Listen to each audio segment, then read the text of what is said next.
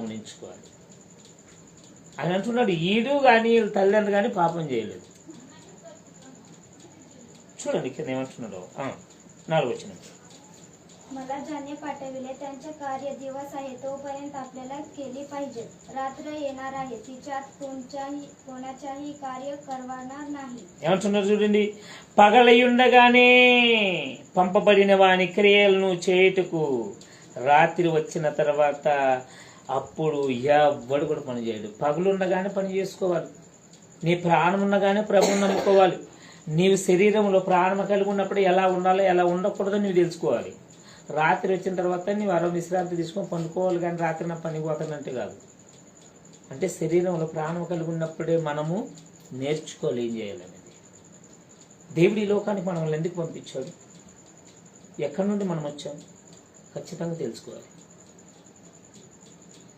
ఎంతోమంది పుడుతూ చచ్చిపోతారు.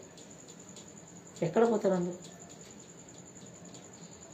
ఎంతోమంది పుడుతున్నారు, ఎక్కడి నుండి వస్తున్నారు చూద్దాం.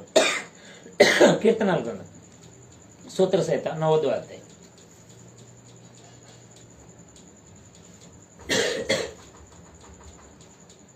సూత్రసహిత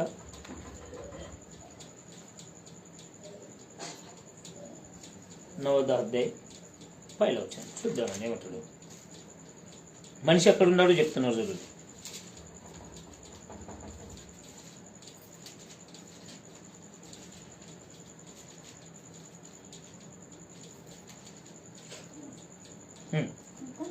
नवोदय 5వ वचन.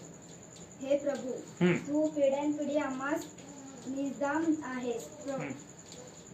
पर्वत उत्पन्न झाले त्यापूर्वी तू पृथ्वी व जग निर्माण केली. त्यापूर्वी तू युगनायुग देव आहेस. तू मनुष्याला पुन्हा मातीस मिळवतोस आणि म्हणतोस, अहो मानवानो परत या, कारण तुझ्या दृष्टीने सहस्त्र वर्षे कालाच्या गेलेले दिवसासारखी.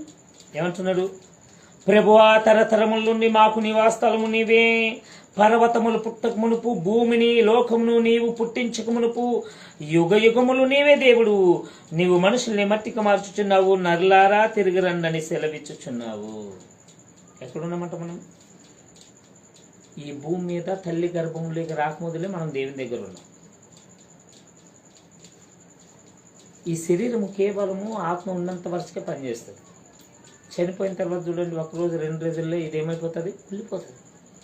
ఇది మట్టితో చేయబడింది కాబట్టి ఈ మట్టిలో కలపాల్సిందే. దేవుడు తన ప్రాణాన్ని, తన యొక్క శ్వాసని మన యొక్క నాసిక రంధ్రంలో ఊదాడు. మనం బ్రతి